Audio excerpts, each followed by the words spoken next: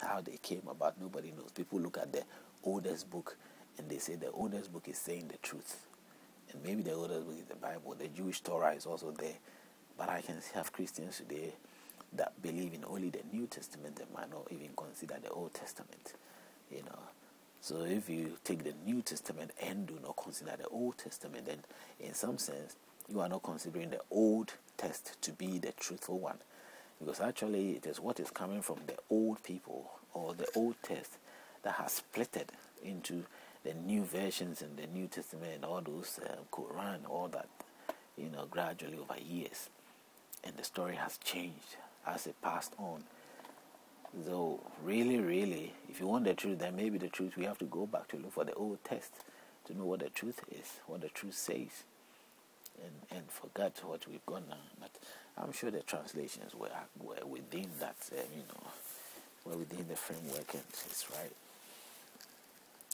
So basically, when I look into the books, and we read through Cain, Genesis chapter 4, back to Genesis chapter 4, I really break through to explain more of the birth of Christ compared to the Islamic version. But at the end of the day, it's all about clarifying that the books are not really qualified to be unified by any group, whether Christendom or Islamic.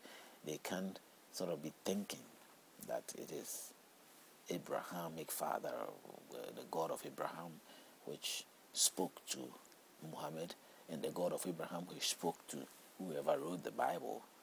Because after the Bible, nobody knows who writes it. Like they sort of have claim for Muhammad. It's not the same with the Bible. Like it is God who spoke through Moses, spoke through Mark, Peter, Paul, and all the rest. You can tell that, as we can see here, we cannot make claim that it is Jehovah, the same God is Allah. Neither is Allah Jehovah. But if they are, then somehow the one true God has been lying to us or has been twisting the words to us through his prophets. He's been giving different stories.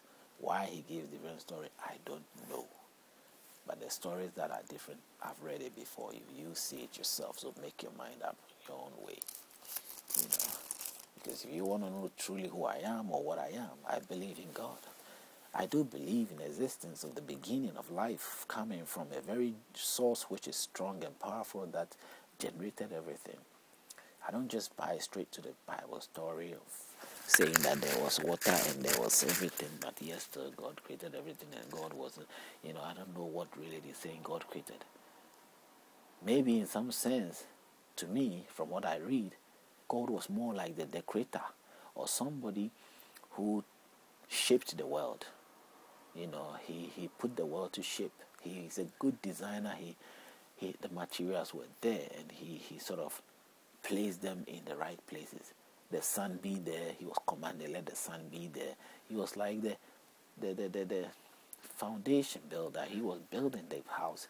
He was the contractor who was asking, or the architect, or he's the one who was telling them what to do or how to do things. God was actually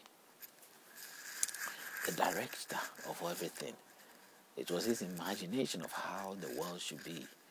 He put the earth here, he put the Pluto there, he put that there, he put the sun there, the moon there, he did everything. He said the water should be here and the water went there. I mean, that is what it looks like when I read the black and white written words in the Genesis. But actually people normally have got different things. People will say you can't explain it literally. It has got some other meanings. I don't know what literal and whatever comes in place or how these things come into place into this book or literally anything. So we have to be very careful about how we proceed. Now with Genesis 4, if I come back to Genesis 4, this was where Cain did something wrong. Now according to the Bible, then Cain, whatever Cain did, right? I don't understand why God was so considerate to Cain whilst he wasn't considerate to Adam. He saw Cain killed a human being. He killed his own brother. Yet he was so considerate to him. If it is the same Jehovah, and yet when Adam ate an apple, just an apple or just a fruit, he condemned the man, crushed his soul, told him, hey, you won't survive. You're going to sweat before you eat, till death take you away. And he punished the woman, and he punished the snake. Then I asked them, why would he do that? And yet the person who killed another person, took another person's life, he left that person to sort of, he left that person to sort of go, and even gave him protection, as long as that person lives, like Cain. So it was a bit strange, or it's still strange to me, by what the Bible says of Cain. And somehow Cain was out there, found himself a partner, and settled down. Where he got the partner from, it's neither here nor there. The Bible don't really explain. But from what I'm reading, as I said again, black and white, as we read through, it does make logically sense that there wasn't anybody there to marry. That God didn't create three peoples, he created just Adam and Eve. Now, Adam and Eve genealogy, you don't see any other one outside or any other group there, or nothing is being told of his genealogy. So basically, the only option we have is that if two people were procreating and somehow they were in that procreational state and they were producing, obviously they were the same people who produced the females and the males to be able to reproduce and all that.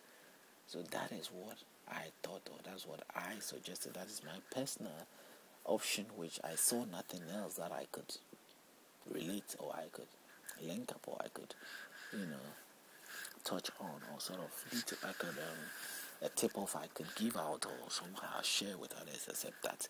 So I tell life to your view and what you think. If you think that they met other people, the Bible says you met other people, and they took wife. They came to wife.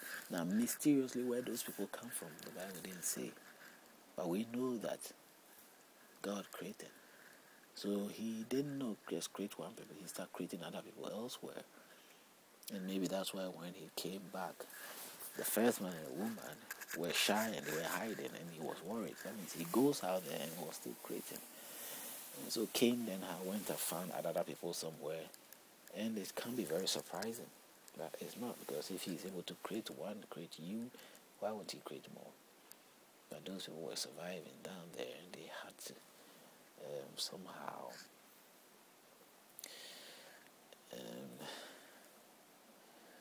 they have to somehow merge, or somehow be found by Cain, and Cain had to also settle down with his partner and have his descendants and have his children.